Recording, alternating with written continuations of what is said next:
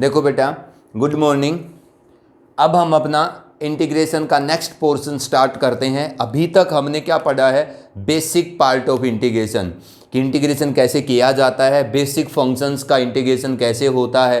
ठीक है, by using the simple application of algebra या बेसिक सिंप्लीफिकेशन हम एक नॉन इंटीग्रेबल फॉर्मेट के इंटीग्रैंड को इंटीग्रेबल फॉर्म में कैसे कन्वर्ट करते हैं, मतलब स्टैंडर्ड फॉर्म में कैसे कन्वर्ट करते हैं। जब कोई फंक्शन अपनी इंटीग्रेबल फॉर्म में होता है या अपनी स्टैंडर्ड फॉर्म में होता है तभी उसका इंटीग्रेशन हो सकता है।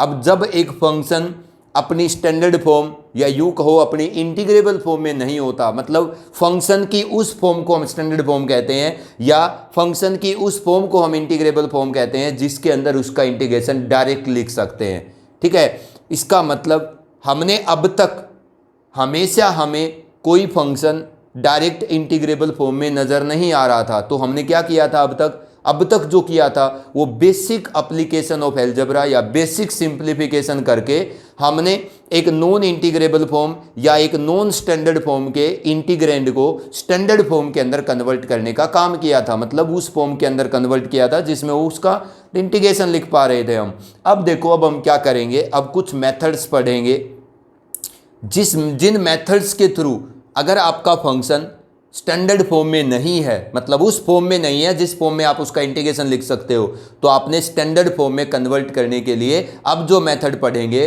वो आप अप्लाई कर सकते हो। अपनी बेसिक जो सिंप्लीफिकेशन है वो अब भी जारी रहेगी। देखो, सबसे पहला मेथड मेरा है सब्स्टिट्यूशन। अब इसी को समझना है हमने, सब्स्टिट्यूशन। और ये पूरे इंटीग्रेशन में रहेगा बेटा सब्स्टिट्यूशन। इस प्रोसेस के थ्रू या इस मेथड के थ्रू हम एक फंक्शन को या एक इंटीग्रैंड को जो नॉन इंटीग्रेबल फॉर्म में लिखा होता है उसकी स्टैंडर्ड फॉर्म में कन्वर्ट करते हैं। कैसे? देखो, अगर आपका function i is equal to integration of f of phi x into phi dash x integration with respect to x, अगर आपका फंक्शन इस फॉर्मेट में लिखा हुआ है, ठीक है, तो आप सब्स्टिट्यूशन अप्लाई कर सकते हो। अब मेरी इस बात को दिमाग में क्लियर करना, अब मैं ये बात बोलूँगा उसी से सब्स्टिट्यूशन सीखा जाएगा। किस तरीके के नॉन इंटीग्रेबल फॉर्म के फंक्शन या यूँ कहो कि किस तरीके के फंक्शन पर आप सब्स्टिट्यूशन अप्लाई करेंगे, पहले तो आपको ये पता होना चाहिए। देखो, अगर किसी फंक्शन का, मैं फंक्शन किसको बोल रहा हूँ? इंटीग्रैंड को। अगर किसी फंक्शन का डेरिवेटिव फंक्शन उस फंक्शन के साथ मल्टीप्लाइड फॉर्म में लिखा है या उस फंक्शन के किसी कंपोनेंट फंक्शन का डेरिवेटिव उस फंक्शन के साथ मल्टीप्लाइड फॉर्म में लिखा है, 99% सब्स्टिट्यूशन तभी अप्लाई किया जाता है। मेरी बात समझ में आई आपको? जब किसी फंक्शन का डेरिवेटिव फंक्शन उस फंक्शन के साथ मल्टीप्लाइड फॉर्म में हो या किसी फंक्शन के कंपोनेंट फंक्शन का डेरिवेटिव उस फंक्शन के साथ मल्टीप्लाइड फॉर्म में हो, then you apply the process of substitution to convert a integrand into the standard form. ठीक है, देखिएगा यहां पर मेरे को क्या दिखाई दे रहा है, ये जो फंक्शन है बेटा फाई एक्स, इसका मुझे डेरिवेटिव क्या दिख रहा है? मल्टीप्लाइड फॉर्म में दिख रहा है। ठीक है, तो इंटीग्रैंड के अंदर किसी फंक्शन या किसी फंक्शन के कंपोनेंट फंक्शन का डेरिवेटिव अगर मल्टीप्लाइड फॉर्म में है उस इंटीग्रैंड के साथ, तो फिर अप्लाई करिए आप सब्स्टिट्यूशन। कैसे अप्लाई होता है substitution? We convert that function whose derivative is given with the integrand in the multiplied form, ठीक है, इनटू द अनदर वेरिएबल। हम उस फंक्शन को या उस फंक्शन के कंपोनेंट फंक्शन को जिसका डेरिवेटिव उस फंक्शन में मल्टीप्लाइड फॉर्म में दिया है किसी दूसरे वेरिएबल से सब्स्टिट्यूट कर देते हैं। तो मैं क्या करूंगा, ये जो फाई एक्स फंक्शन का डेरिवेटिव दिया है, मैं इस फाई एक्स फंक्शन को किसी दूसरे वेरिएबल टी के इक्वल सब्स्टिट्यूट करूंगा। तो आपने क्या कर देना है, put phi x is equal to t, मतलब जिस फंक्शन का या जिस कंपोनेंट फंक्शन का डेरिवेटिव इंटीग्रैंड फंक्शन के साथ मल्टीप्लाइड फॉर्म में है उसी को आप टी पुट कर दीजिए। अब टी पुट करेंगे, अब नाउ हमने डी अगर एक्स को टी में बदला है तो डी एक्स को डी टी में बदलना होगा बेटा। देखो कैसे, differentiate this equation both side with respect to t, तो क्या होगा, phi dash x d x by d t is equal to बेटा 1। Now convert this d t into the right side, या take this d t into the right side, तो आपके पास क्या हो जाएगा, इधर डी टी हो जाएगा। तो 5-x dx is equal to क्या आ गया, dt आ गया। अब देखो, आप बड़े गौर से देखो, यही आपने समझना है। I is equal to integration of f of 5x को आपने क्या लिखा, t, 5-x dx बेटा क्या बन गया, dt। Now your function convert into the standard form. अब यहाँ जो फंक्शन लिखा था इंटीग्रेशन होने के लिए, ये स्टैंडर्ड फॉर्म में नहीं था, लेकिन यहाँ किस में है, ये स्टैंडर्ड फॉर्म में। इस तरीके से यही हमारी प्रोसेस है सब्स्टिट्यूशन की। इस तरीके से हम क्या करते हैं, सब्स्टिट्यूशन अप्लाई करते हैं। हम आपको अलग अलग एग्जाम्पल करके दिखाऊंगा कि किस तरीके से एक फंक्शन का डेरिवेटिव फंक्शन उसके साथ मल्टीप्लाइड फॉर्म में, या उस फंक्शन के कंपोनेंट फंक्शन का डेरिवेटिव मल्टीप्लाइड फॉर्म में है। तो सब्स्टिट्यूशन से हम उस फंक्शन को स्टैंडर्ड फॉर्म में कैसे कन्वर्ट कर पाते हैं, ठीक है। अब देखिएगा, हम कुछ एग्जांपल्स करेंगे, उसके थ्रू इस कंसेप्ट को क्लियर करेंगे। देखिए, मैं पहले एग्जांपल बता देता हूं, उसके बाद थोड़ा सा कंसेप्ट इसमें और है। फर्स्ट क्वेश्चन आपको लिखा है x e की power x square integrate with respect to x। वो आपसे क्या कहता है कि आप इसका इंटीग्रेशन कैलकुलेट करिए। मैंने आपको स्टार्टिंग में एक बात बताई थी, वो बात क्लियर रखना आप।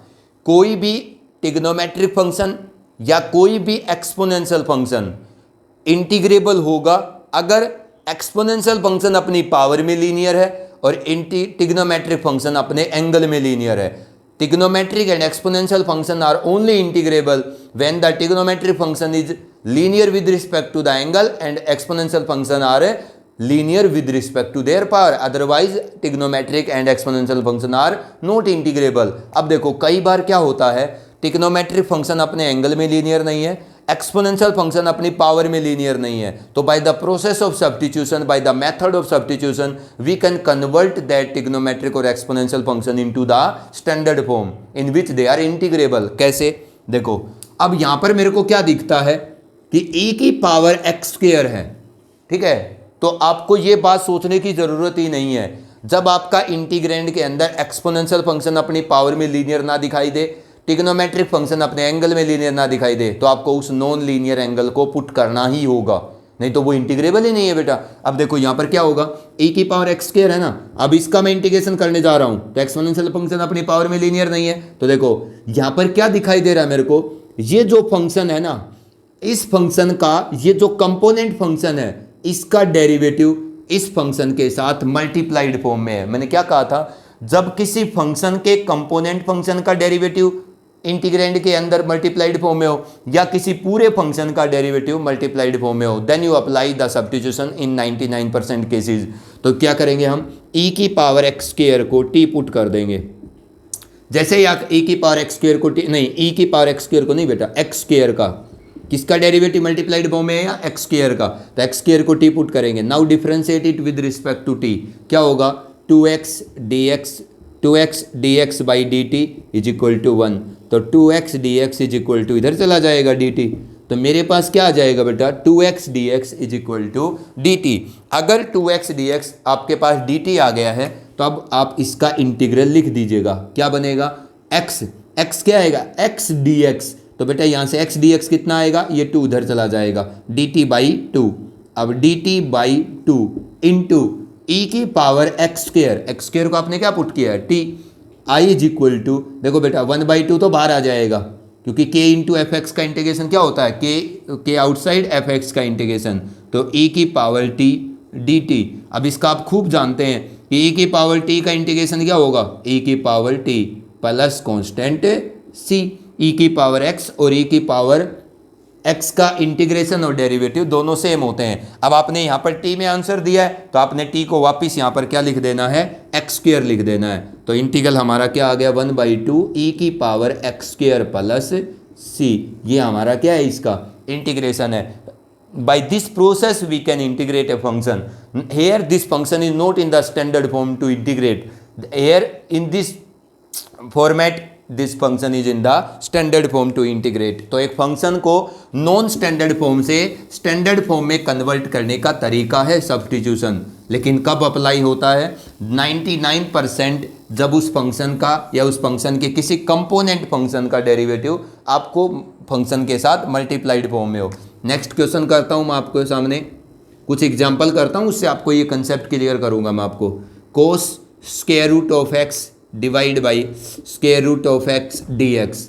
अब आपको कितना अच्छा डेरिवेटिव देखना आता है उतना ही आपको इसका सब्स्टिट्यूशन प्रोसेस पता चल जाएगा। अब इसमें देखो, वो कहता है कि आप इसका इंटीग्रेशन करो। क्या ये फंक्शन स्टैंडर्ड फॉर्म में है इंटीग्रेशन करने के लिए? नहीं। ठीक है, तो क्या करेंगे अब? आपको क्या इस फंक्शन में किसी कंपोनेंट का या किसी फंक्शन पूरे फंक्शन का डेरिवेटिव दिखता है मल्टीप्लाइड फॉर्म में? मेरे को यहाँ पर देखने की ज़रूरत ही नहीं है। जब ट्रिग्नोमेट्रिक फंक्शन अपने एंगल में लीनियर नहीं है तो 100% सब्स्टिट्यूशन करना होगा। किसका? उस नॉन लीनियर एंगल का। तो आप क्या कर दीजिए, रूट एक्स को टी पुट कर दीजिए। ठीक है, अब रूट एक्स का डेरिवेटिव क्या होगा? 1/2 रूट एक्स। अब एक काम करो, डी टी को आप इधर ले जाते हो ना, तो रहने दो आप इस D x by d T को, इधर सिर्फ डी एक्स लिखो। टी का देखो, इधर x के रिस्पेक्ट में करो डेरिवेटिव, dx लिख दो। इधर t के फॉर्मेट का t के रिस्पेक्ट में करो, t का 1 और उसके बाद dt लिख दो। ये मैंने आपको बता दिया है कैसे जाता है उधर। ठीक है, अब ये क्या होगा? कोस रूट एक्स को तो आपने t पुट किया, 1/रूट एक्स dx। अगर मैं इस 2 को इधर ले जाऊंगा बेटा, तो 1/स्क्वायर root of x dx is equal to क्या? 2 dt। तो आप यहाँ पर तो cos square root of x t 1/स्क्वायर रूट ऑफ एक्स dx कितना आएगा? 2 dt। अब देखो, t के रिस्पेक्ट में अगर आप इंटीग्रेशन कर रहे हैं तो t को छोड़ के बाकी सब कांस्टेंट है, दैट टेक आउटसाइड। मतलब t को छोड़ के कोई और तरीके का फंक्शन अगर आपके फंक्शन के साथ मल्टीप्लाइड फॉर्म में है तो वो कांस्टेंट है, वो बाहर आ जाएगा। i is equal to 2 times of, बताओ कोट t का इंटीग्रेशन क्या होता है? अब आपको कोस t का, कोट नहीं है ना बेटा, कोस t है। ठीक है, तो कोस t का इंटीग्रेशन क्या होगा बताओ? Sine t plus c। अब वापिस आपने t को क्या लिख देना है? Square root of x plus c. ठीक है, तो ये हमारे पास इसका क्या आएगा? इंटीग्रेशन आएगा। तो इस तरीके से हम अपनी सब्स्टिट्यूशन प्रोसेस को अप्लाई करते हैं और एक फंक्शन को नॉन स्टैंडर्ड फॉर्म से स्टैंडर्ड फॉर्म में कन्वर्ट कर पाते हैं और उसका इंटीग्रेशन लिख पाते हैं। अब देखिएगा, अब तक हमने क्या सीखा था?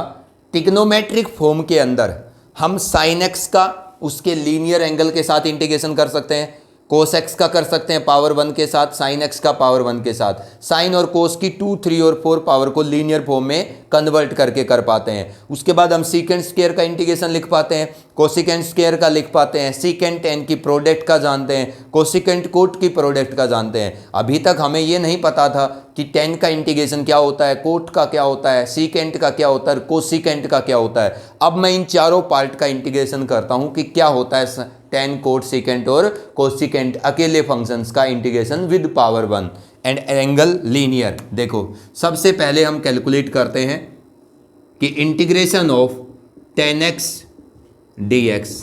How we integrate this function 10x dx। अब 10x dx मतलब 10 फंक्शन का इंटीग्रेशन आप कैसे करेंगे? अब हमारे पास सब्स्टिट्यूशन प्रोसेस आ चुकी है। देखो, इसका मैं इंटीग्रेशन कैसे करता हूँ? i इज इक्वल टू, देखो आप 10x को लिखो बेटा sign x by cos x, लिख सकते हैं sign x by cos x. अब देखो मेरे पास नीचे कोस एक्स है, ऊपर उसका क्या है? डेरिवेटिव है। ठीक है, कोस एक्स का डेरिवेटिव माइनस साइन एक्स होता है, लेकिन सिर्फ डेरिवेटिव का वेरिएबल पार्ट आपके पास होना चाहिए, कांस्टेंट पार्ट जरूरी नहीं। अब कोस एक्स का डेरिवेटिव माइनस साइन एक्स होता है, माइनस की प्रॉब्लम नहीं है हमें, सिर्फ उस फंक्शन या फंक्शन के कंपोनेंट फंक्शन का जो डेरिवेटिव में वेरिएबल पार्ट आता है वो हमारे साथ आपके फंक्शन के साथ मल्टीप्लाइड फॉर्म में हो। तो कोस एक्स का डेरिवेटिव में वेरिएबल पार्ट क्या आता है? साइन एक्स आता है, वो है। तो आप कोस एक्स को टी पुट कर दीजिए। क्या होगा? कोस एक्स को टी पुट करेंगे तो माइनस का साइन एक्स, एक्स के रिस्पेक्ट में टी का 1 डी टी। तो यहाँ से बेटा साइन एक्स डी एक्स कितना आ जाएगा? माइनस का डी टी।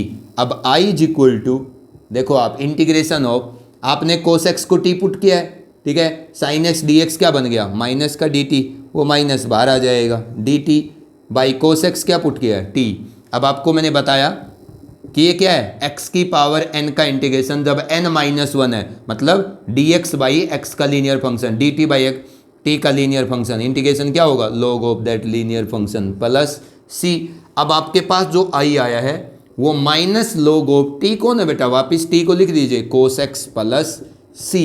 अब आपको ये याद रखना है कि 10x का जो इंटीग्रेशन होता है सबसे पहला वो minus log modulus of cos x plus c होता है। अब इसका मैं दूसरा इंटीग्रेशन कैलकुलेट करता हूँ, देखिएगा I is equal to minus log of, क्या मैं कोस एक्स को ये लिख सकता हूँ 1/मॉड्यूलस ऑफ सीकेंट एक्स, लिख सकता हूँ, ठीक है ना। कोस एक्स रिवर्स होता है सीकेंट का, तो I is equal to minus, अब ये log m/n मैं अप्लाई करूंगा तो log m minus log n, ठीक है ना, प्लस कॉन्स्टेंट c, तो I is equal to log 1 बेटा 0, तो माइनस log सीकेंट एक्स बाहर माइनस से मल्टीप्लाई होगा, तो log modulus of secant x plus c, this is the integration of also the integration of 10x। तो 10x के आपने ये दो इंटीग्रल याद रखने हैं, क्या क्या, कि एक तो 10x का इंटीग्रेशन होता है minus log modulus of cos x plus c, एक होता है log of modulus of secant x plus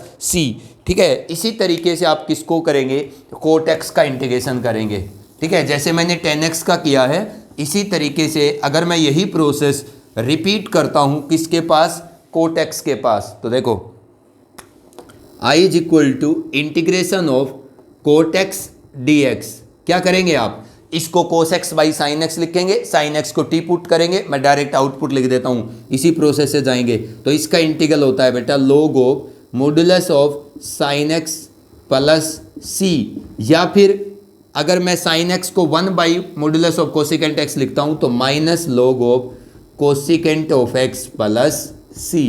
जिस प्रोसेस से मैंने 10x का इंटीग्रेशन कैलकुलेट किया है, अगर वही प्रोसेस बेटा आप यहाँ अप्लाई करोगे तो आपको ये इंटीग्रल दोनों कोट एक्स के मिल जाएंगे।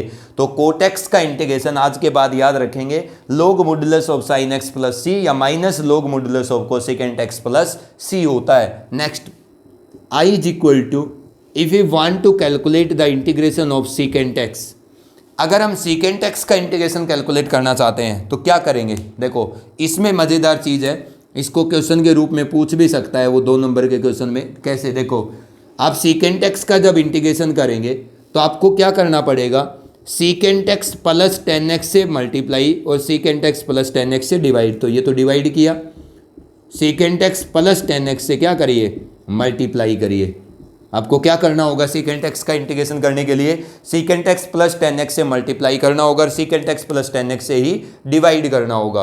जब आप सीकेंट एक्स प्लस 10x से मल्टीप्लाई डिवाइड करेंगे उसके बाद पुट कर दीजिए आप सीकेंट एक्स प्लस 10x को, क्या t, क्या होगा, इसका डेरिवेटिव करो, सीकेंट एक्स का क्या होगा, secant x 10x plus 10x का क्या होगा डेरिवेटिव, सीकेंट स्क्वायर एक्स। अब x का रिस्पेक्ट में डेरिवेटिव किया, ऑपरेटर dx, इधर t का जो पार्ट है उसका t के रिस्पेक्ट में डेरिवेटिव करो 1 ऑपरेटर dt, ठीक है। अब देखो यहाँ से अगर मैं सीकेंट एक्स कॉमन लेता हूँ तो क्या बचता है मेरे पास, एक secant x plus 10x dx is equal to बेटा क्या, dt। तो i is equal to integration of secant x plus 10x dx, तो क्या बन गया dt, और सीकेंट एक्स प्लस 10x को मैंने क्या पुट किया था, t, तो i is equal to log of modulus of t कौन है, सीकेंट एक्स प्लस 10x का मॉड्यूलस प्लस c, ये हमारे पास सीकेंट एक्स का सबसे पहला इंटीग्रल होता है, ठीक है। तो integration of secant x dx, integration of secant x क्या होता है, पहला log of modulus of secant x plus 10x plus c। अब मैं आपको एक मज़ेदार चीज़ बताता हूँ, हम इस सीकेंट एक्स का जो हमने इंटीग्रेशन कैलकुलेट किया है इसका दूसरा फॉर्मेट भी होता है और वो भी आपको कई बार यूज करना पड़ जाता है। अब वो जो दूसरा फॉर्मेट है उसको मैं आपके सामने अभी कैलकुलेट करके दिखाऊंगा, ठीक है। देखिएगा हम कैसे कैलकुलेट करते हैं सीकेंट एक्स के इंटीग्रेशन का दूसरा फॉर्मेट। क्या आया है पहला फॉर्मेट, आपके पास पहला फॉर्मेट क्या है इसके इंटीग्रेशन का सीकेंट एक्स का, log of modulus of secant x plus 10x plus बेटा क्या कांस्टेंट c। अब क्या कर दीजिए, इस सीकेंट और 10 को साइन और कोस में बदल दीजिए, इसको क्या लिखेंगे 1/cos x, इस 10x को क्या लिखेंगे साइन x/cos x, इसका मॉड्यूलस प्लस c। तो i is equal to log of, ऊपर क्या होगा बेटा 1 plus sine x divide by नीचे क्या होगा cos x, इसका मॉड्यूलस प्लस c। सिंप्लीफाई कर रहा हूँ बेटा मैं, i is equal to log of, अब ये देखो 1 प्लस साइन एक्स है, 1 प्लस साइन एक्स है, मैं क्या लिख सकता हूँ इसकी सिंप्लीफिकेशन, देख पता ही है 1 को लिख सकते हैं हम sine square x by 2 plus cos square x by 2, sine x को लिख सकते हैं 2 sine x by 2 cos x by 2, तो बेटा ये क्या बन गया a square plus b square plus 2ab, now it can be converted into cos x by 2 plus sin x by 2 का कंप्लीट स्क्वायर। सही बात है। अब cos x का cos और sin की फॉर्म में हाफ एंगल फॉर्मूला क्या होता है, cos square x by 2 minus sin square x by 2। Replace them with their simplification. 1 plus sine x को क्या लिख पाऊंगा मैं, cos x by 2 plus sine x by 2 का कंप्लीट स्क्वायर डिवाइड बाई, इसको क्या लिख पाऊंगा मैं, cos square x by 2 minus sine square x by 2। और याद रखना इन सिंप्लीफिकेशन को आगे भी काम आएंगी ऐसे ही। अब क्या हो गया, i is equal to log of modulus of, ये क्या है, ये तो कंप्लीट स्क्वायर है, cos x by 2 plus sine x by 2 का स्क्वायर। नीचे वाला क्या है, a square minus b square, तो cos x by 2 plus sine x by 2 a plus b into a minus b, तो cos x by 2 minus sine x by 2 modulus plus c, तो plus factorise cancel out. सिर्फ अब ऊपर क्या बचेगा आपके पास, log of modulus of cos x by 2 plus sine x by 2, उसकी power 2 थी, एक पावर आपका एक फैक्टर कैंसिल हो गया। नीचे क्या बच रहा है, cos x by 2 minus sine x by 2 plus constant c. अब क्या कीजिएगा, ये जो log के अंदर डिवीजन है cos और साइन के एडिशन सब्ट्रैक्शन का, divide the numerator and denominator both by cos x by 2। आप न्यूमरेटर को भी cos x बाई 2 से डिवाइड करो, डिनोमिनेटर को भी, तो न्यूमरेटर क्या बन गया 1 प्लस 10x बाई 2, और बेटा डिनोमिनेटर क्या बन गया 1 माइनस 10x बाई 2।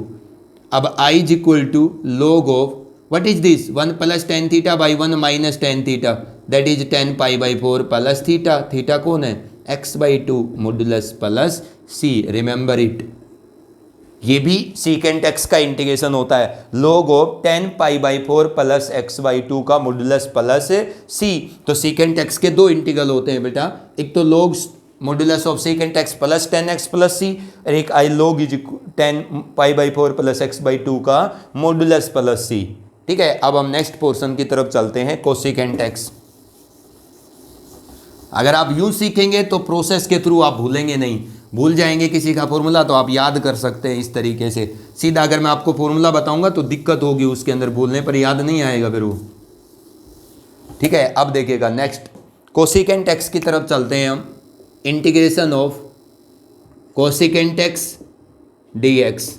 देखो बेटा इसका इंटीग्रेशन कैसे करेंगे, इसमें भी डेरिवेटिव से मल्टीप्लाई डिवाइड करेंगे जैसे सीकेंट x के अंदर किया था, लेकिन इसमें क्या करना होगा आपको, cosecant x minus cot x से डिवाइड करना होगा, और cosecant x minus cot x से ही आपको मल्टीप्लाई करना होगा। ठीक है, अब नीचे वाला फंक्शन है, ऊपर वाला उसका डेरिवेटिव है, आप इसको पुट करिए, cosecant x minus cot x को t पुट कर दीजिए, क्या होगा इसका डेरिवेटिव, इसका डेरिवेटिव आएगा माइनस का कोसिकेंट x कोट x, इसका डेरिवेटिव कितना आएगा कोसिकेंट x, इसका डेरिवेटिव कितना आएगा cosecant x cot x minus का, और कोट x का क्या आएगा माइनस कोसिकेंट स्क्वायर x, तो प्लस हो जाएगा बीच वाला। ठीक है, इंटू डी एक्स टी का 1 dt। दोनों में से अगर मैं कोसिकेंट स्क्वायर x को कोसिकेंट x को कॉमन लेता हूँ तो यहाँ बेटा कोसिकेंट x बचेगा, यहाँ क्या बचेगा माइनस का कोट x बचेगा, dx is equal to dt। अब ये क्या बनेगा बेटा i is equal to integration of, अब देखिएगा cosecant x minus cot x dx तो बन गया dt, डिवाइड बाई नीचे क्या है आपके पास t, इसका इंटीग्रेशन क्या होगा log of modulus of t, t कौन है बेटा cosecant x minus cot x है, तो इसका मॉड्यूलस प्लस c। ठीक है, अब एक इंटीग्रल तो आपका ये आ गया कोसिकेंट x का, जैसे सीकेंट x का आया था, तो कोसिकेंट x का एक इंटीग्रल होता है log modulus of cosecant x minus cot x plus c। अब दूसरा इंटीग्रल क्या होगा, हम वही काम करेंगे जो हमने सीकेंट के अंदर किया था, इसको सिंप्लीफाई कर लो आप। कोसिकेंट x को क्या लिख सकते हो साइन कोस की फॉर्म में 1 बाई साइन एक्स, और कोट x को क्या लिख सकते हो कोस x बाई साइन एक्स का मॉड्यूलस प्लस c। अब just simplify it, log of क्या आएगा बेटा इसका एलसीएम साइन एक्स, ऊपर क्या होगा 1 minus cos x after taking the LCM sine x and adding them, ये क्या बनेगा i is equal to log of what is 1 minus cos theta, 2 sine square x by 2 divide by this is 2 sine x by 2 cos x by 2, सबको पता है sine x का half angle formula. आप क्या करिए 2 से 2 कैंसिल, साइन एक्स बाई 2 से sign x by 2 cancel, तो log ऑफ बेटा क्या बचेगा 10x बाई 2 का modulus plus c, this is the second integral. ठीक है, रिमेंबर इट। तो आपको दो इंटीग्रल याद रखने हैं, एक तो कोसिकेंट एक्स का ये होता है और दूसरा कोसिकेंट एक्स का 10 की फॉर्म में होता है। तो अभी मैंने आपको क्या सिखाया है कि 10x का इंटीग्रेशन क्या होता है, दो इंटीग्रेशन होते हैं, एक तो minus log cos x plus c, एक plus log secant x plus c, दूसरा कोट एक्स का पहला इंटीग्रेशन होता है log sine x plus c, दूसरा होता है minus log cosecant x plus c, तीसरा सीकेंट एक्स का पहला इंटीग्रेशन होता है log secant x plus 10x plus c, दूसरा होता है log modulus of 10 pi by 4 plus x by 2 plus C. Cosecant x का पहला इंटीग्रल होता है log secant x cosecant x minus cot x का मॉडुलस प्लस सी, दूसरा होता है log modulus of 10x by 2 plus c. इन चार फंक्शन के ये चारों दो इंटीग्रल आपको याद रखने हैं। अब देखो मैं नेक्स्ट प्रोसेस की तरफ मूव करता हूँ। ठीक है, आपको एक क्वेश्चन और करके दिखाता हूँ सब्स्टिट्यूशन के अकॉर्डिंग ही। ठीक है, और ये एक प्रोसेस है, सब्स्टिट्यूशन नहीं। एक्स स्क्वायर e की power x cube cos of e की पावर एक्स क्यूब dx। वो कहता है कि आप इसका इंटीग्रेशन करिए, तो क्या करेंगे हम, मुझे इसमें क्या दिखाई देता है, एक फंक्शन का कंपोनेंट का डेरिवेटिव मल्टीप्लाइड फॉर्म में। कैसे, देखो इसका जो डेरिवेटिव है e की पावर एक्स क्यूब का, करके देखो आप, पुट e की power x cube T put करो, क्या इसका डेरिवेटिव है यहाँ e की पावर एक्स क्यूब, मतलब कांस्टेंट की पावर वेरिएबल का डेरिवेटिव कैसे होता है, एक बार तो वो यूं ही लिखा जाता है कांस्टेंट की पावर वेरिएबल, उसके बाद कांस्टेंट का log लिया जाता है log e1, फिर पावर का डेरिवेटिव करते हैं 3x स्क्वायर dx t का 1 dt। तो ये क्या हो जाएगा e की power x cube x square dx is equal to बेटा dt बाई 3। यही हमारा प्रोसेस ऑफ सब्स्टिट्यूशन है। अब हम इसका इंटीग्रेशन कर पाएंगे, क्यों, क्योंकि ये स्टैंडर्ड फॉर्म में आ जाएगा। e की power x cube x square dx, ये तो कितना हो गया dt बाई 3, तो 1 बाई 3 बाहर आ जाएगा dt। ये क्या है कोस e की पावर एक्स क्यूब, आपने क्या पुट किया t। देखो बेटा क्या आपका फंक्शन स्टैंडर्ड फॉर्म में कन्वर्ट हुआ। स्टैंडर्ड फॉर्म किसी फंक्शन की वो फॉर्म बोली जाती है जिसमें वो डायरेक्ट इंटीग्रेबल है, तो अब ये डायरेक्ट इंटीग्रेबल है। कोस टी का क्या होता है साइन टी प्लस सी, तो I is equal to 1 by 3 sine t क्या है हमारे पास e की power x cube plus c. ये आपके पास क्या आ गया, इसका इंटीग्रेशन आ गया है। तो इस तरीके से हम क्या करते हैं, सब्स्टिट्यूशन के थ्रू किसी भी नॉन इंटीग्रेबल फॉर्म में लिखे फंक्शन को उसके स्टैंडर्ड फॉर्म में कन्वर्ट कर पाते हैं, जब उस फंक्शन का या फंक्शन की किसी कंपोनेंट फंक्शन का डेरिवेटिव मल्टीप्लाइड फॉर्म में दिखाई देता है। एक आपका बेसिक के अंदर ये क्वेश्चन रहा है, आप इसको देखिएगा, ये क्या है, ये भी एक फॉर्मेट है x की power 4 plus x square plus 1। वो कहता है कि integrate this function with respect to x square. तो किस x के रिस्पेक्ट में ना करके वो x वेरिएबल के फंक्शन को x की किसी पावर के रिस्पेक्ट में डिफरेंशिएट करवाता है, तो फिर आप क्या करेंगे, देखो आपने क्या कर देना है, ये दो रास्ते हैं, या तो आप इस पूरे फंक्शन में एक्स स्क्वायर को एक्स स्क्वायर के रिस्पेक्ट में करवाता है ना, तो आप एक्स स्क्वायर को टी लिख दीजिए। ये सब्स्टिट्यूशन नहीं है, ये आपने एक्स स्क्वायर को क्या लिख देना है टी लिख देना है। एक्स स्क्वायर को टी लिखोगे तो ये क्या हो जाएगा टी स्क्वायर, ये क्या हो जाएगा टी प्लस 1 और ये क्या हो जाएगा टी। ठीक है, now this is the format of the integration of with respect to x square variable. ठीक है, ये टी की फॉर्म में क्या आ गया एक्स स्क्वायर के रिस्पेक्ट में डेरिवेटिव ना इंटीग्रेशन आ जाएगा। अब इसका आप इंटीग्रेशन कर दीजिए, कितना होगा t cube by 3 plus t square by 2 plus t plus c. वापिस आपने क्या कर देना है, टी को एक्स स्क्वायर पुट कर देना है, तो ये कितना हो जाएगा, टी को अगर एक्स स्क्वायर पुट करोगे तो एक्स की पावर 6 बाई 3 प्लस एक्स की पावर 4 बाई 2 प्लस क्या होगा x square by 2 x square, T की जगह आपने एक्स स्क्वायर लिखना है ना, प्लस कॉन्स्टेंट सी। दूसरा रास्ता क्या है बेटा, देखो i is equal to integration of x की power 4 plus x square plus 1 integration with respect to x square. ये एग्जैक्ट डिफरेंशियल होते हैं। आप डी ऑफ एक्स स्क्वायर लिखा है तो आप इसका क्या कर दो डेरिवेटिव लिख दो एक्स स्क्वायर का, इसका मतलब है derivative of x square with respect to itself x square के रिस्पेक्ट में, तो 2x dx। तो आप इससे क्या लिख सकते हो एक्स की power 4 plus x square plus 1, आप इस डी ऑफ एक्स स्क्र को क्या लिख सकते हो 2x dx, मतलब इसका डेरिवेटिव लिख दो आप। ठीक है, तो 2 तो बेटा बाहर आ जाएगा। ठीक है, क्या बचेगा आपके पास x की power 5 plus x cube plus x into d x. करके देख लीजिए आप 2, इसका इंटीग्रेशन क्या आएगा x की पावर 6/6 प्लस एक्स की power 4/4 plus x square by 2 plus constant c। जैसे ये 2 अंदर जाएगा तो x की पावर 6/3 x की power 4/2 plus x square plus constant c के साथ कोई भी चीज़ मल्टीप्लाई डिवाइड नहीं करनी आपने कॉन्स्टेंट, ये रिजल्टेंट कॉन्स्टेंट है आपका। ठीक है, तो इस तरीके से हम इंटीग्रेशन कर देते हैं। अब कई बार क्या होता है कि हमारा जो सब्स्टिट्यूशन का प्रोसेस है, ठीक है, वो हमें डेरिवेटिव दिखता भी नहीं किसी फंक्शन का, और फिर भी हम सब्स्टिट्यूशन अप्लाई कर देते हैं। वो एक्सेप्शंस हैं।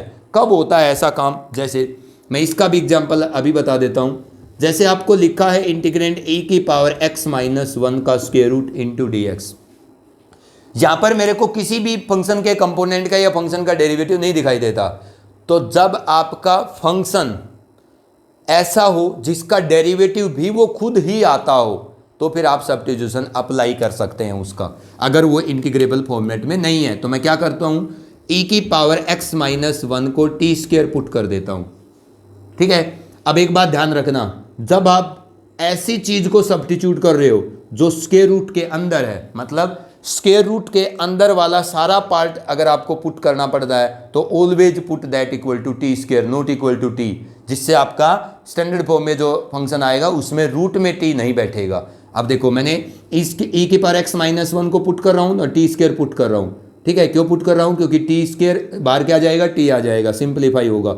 अब इसका डेरिवेटिव e की power x dx is equal to 2t dt। तो i is equal to integration of, ये क्या हो गया, e की पावर x-1 टी स्क्वायर का स्क्वायर रूट, dx क्या आएगा यहाँ से 2t बाई e की पावर x dt। अब 2 तो बेटा बाहर आ जाएगा, क्या बचेगा ऊपर T square divide by e की पावर x dt। अब e की पावर x को t में कन्वर्ट करना होगा, इस सब्स्टिट्यूशन की इक्वेशन से लाइएगा। e की पावर x की वैल्यू t में क्या आएगी, T square plus 1, put it, तो टी स्क्वायर प्लस 1, तो ऊपर क्या है टी स्क्वायर, नीचे क्या है T square plus 1 into D t. अब ये क्या फॉर्मेट है बेटा, ये हमारा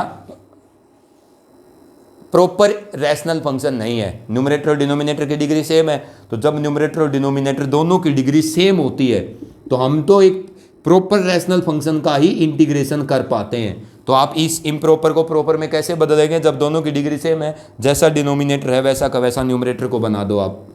तो t square plus 1 minus 1 by t square plus 1 integration with respect to t, I is equal to 2 times of, आप सेपरेट करिए, t square plus 1 by t square plus 1 d t, तो माइनस का 1 by t square plus 1 d T.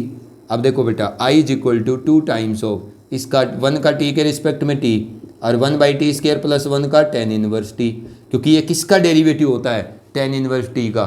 ठीक है, तो ये जिसका derivative है ना 1 बाई टी स्क्वायर प्लस 1, इसका इंटीग्रेशन वही फंक्शन होगा।